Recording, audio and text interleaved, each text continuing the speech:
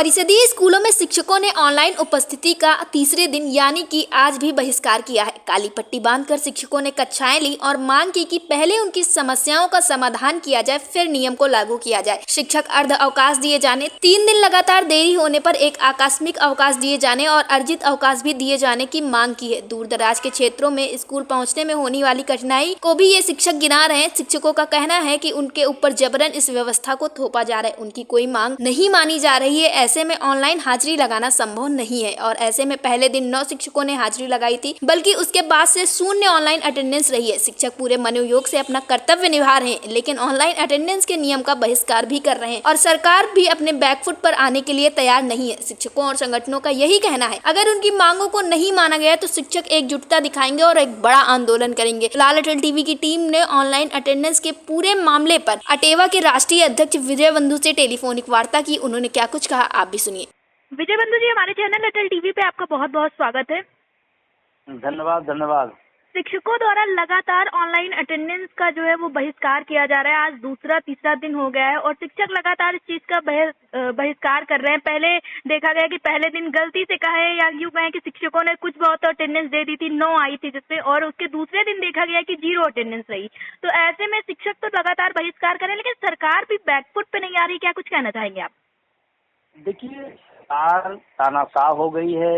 वो अपमानित करना चाहती है, परेशान करना चाहती है, जबकि ये मानसिकता सरकार की नहीं होनी चाहिए। जी। काम है, कोई समस्या है, उसका समाधान जी। समाधान पे बात ना कर करके तानाशाही अपनाई हुई है। जहाँ तक शिक्षकों की बात, शिक्षकों ने अभूतपूर्व एकता दिखाया है और ये सरकार के लिए एक बड़ा मैसेज है। इतने लाखों की संख्या में एक भी व्यक्ति उस पक्ष में नहीं है, तो इसको कम से कम समझना चाहिए। और इसमें सरकार से ज्यादा मैं कह रहा हूँ कि आप अधिकारियों की गोलबंदी में न घूमिए, नहीं तो आप कहीं नुकसान कर रहे हैं। और प्राथमिक साथी है जो हमारा शिक्षक है, गांव गिनाव बूथ मतगणना में काम करता है, उसको इतना परेशान न करिए कि जो आपके पक्ष का भी है वो भी हो जाए। और ये अधिकारियों के गलत ये चीजें हो रही हैं। सरकार से है कि हर धर्मता छोड़े, एक रूटीन प्रक्रिया है उसको चलने दे। मैं किसी के लेट जाने का पक्षधर बिल्कुल नहीं हूँ। हम चाहते हैं और सबकी इच्छा ही रहती है कि समय पहुंचे उपस्थित, लेकिन जिस कुशलता से और जिस तरीके से हो रहा है, जो तरीका है वो भी गड़बड़ है, जो सिस्टम है वो भी गड़बड़ है। हम कहते हैं कि आपके पास चैनल है, ABRC, NPRC, फिर ABSA, फिर BSA, ये सिस्टम किस लिए बना है? सिस्टम इसलिए तो बना है ना, आप उस सिस्टम को मजबूत करिए। जो लोग गलती करें, लेट करें, उनको आप पनिश करिए, हमें कुछ करें।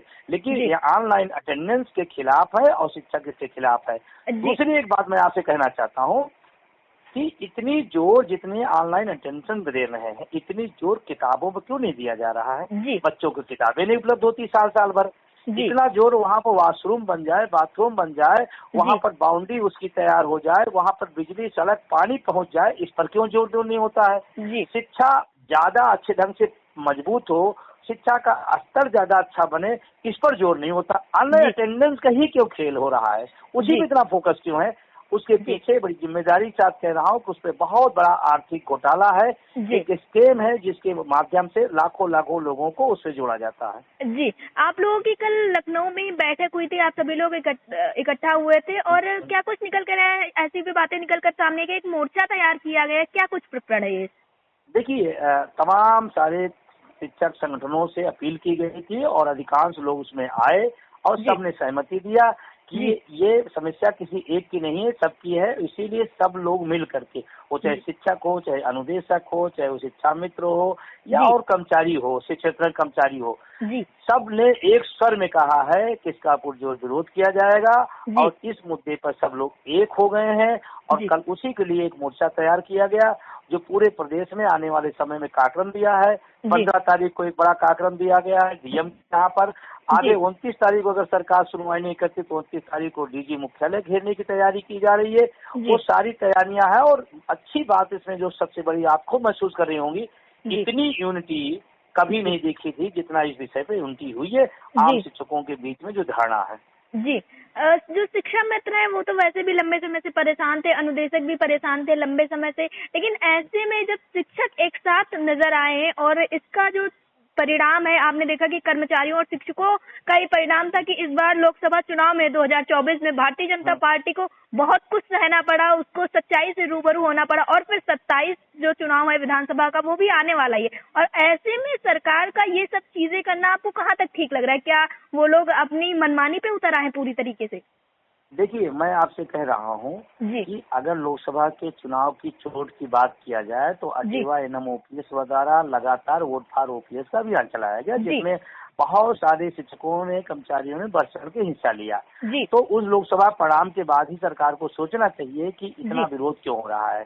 अच्छा, उस विरोध से सीख लेने के बजाय आप और ज्यादा उसको तानाशाही प्रवृत्ति कर रहे हैं, तो क्या 27 में क्या इससे ज्यादा नुकसान नहीं होगा? बिल्कुल होगा।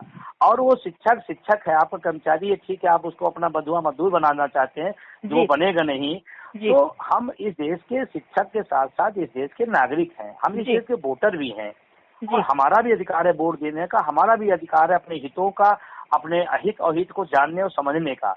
और निश्चित रूप से ये 27 में बड़ा नुकसान करेगी, जो ये इनकी तानाशाही प्रवृत्ति का बहुत गलत मैसेज जा रहा है, बहुत गलत मैसेज जा रहा है और इसका बहुत भारी नुकसान उठाना पड़ेगा। जी विजय बंधु जी, पहली बार ऐसा देखा गया है कि शिक्षक इतनी साथ एकता के साथ एक दूसरे के साथ खड़े हों।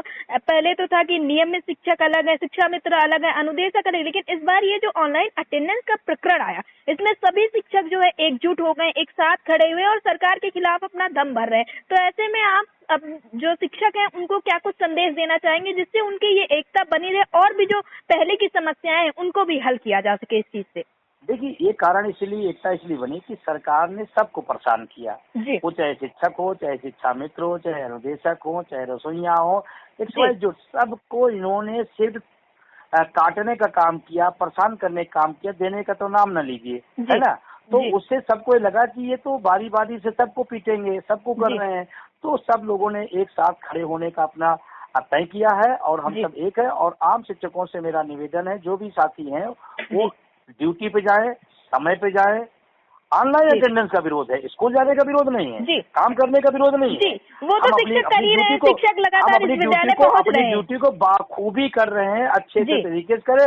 और हमने कल भी और आज फिर मैं अपील कर रहा हूं कि आप समय पे जाइए, अपने जो कार्य है उसको बेहतर से करिए, जो बच्चों का भविष्य बनाने का काम है उसको बेहतर से करिए। हमारा उस पर कोई लेना देना नहीं, हम अपनी जिम्मेदारी को अच्छी तरीके से समझते हैं।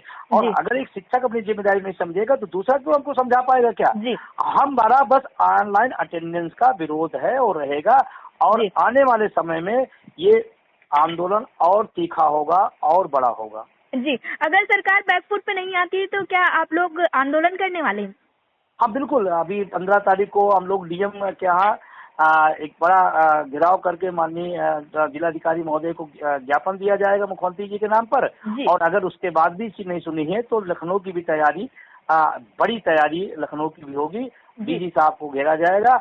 और हमारा लोकतंत्र में हमारा है, हमें पीड़ा है तो हम किससे कहेंगे? अपने सक्षम अधिकारी से कहेंगे, हम अपने सरकार से कहेंगे, अपने मुख्यमंत्री जी से कहेंगे। पीड़ा तो अपने लोगों से ही कहेंगे ना, अपनी सरकार से तो कहेंगे ना। और एक चीज जो लास्ट में कहना चाहता हूँ, शिक्षक मशीन नहीं है, वो मानव है। और आप एक अच्छा शिक्षक का माहौल, अच्छा शिक्षार्थी के लिए बेहतर, एक उसको टेंशन दे करके शिक्षा ग्रहण नहीं करवा पाएंगे। आप उसे एक अच्छा माहौल, हेल्दी माहौल देंगे, वो बेहतर रिजल्ट देगा। और इसी बात को लेकर के हमारा उनका टकराव की जो स्थिति है। दूसरी बात एक जो और अहम है, हम कहते हैं आप शिक्षक से शिक्षक का काम लीजिए, जितना मन उतना लीजिए, सब तैयार है। जितने भी गैर जरूरी काम है जो शिक्षकों से कराया जाए तो उसको बंद किया जाए। ये भी मेरी एक अपील है सरकार से।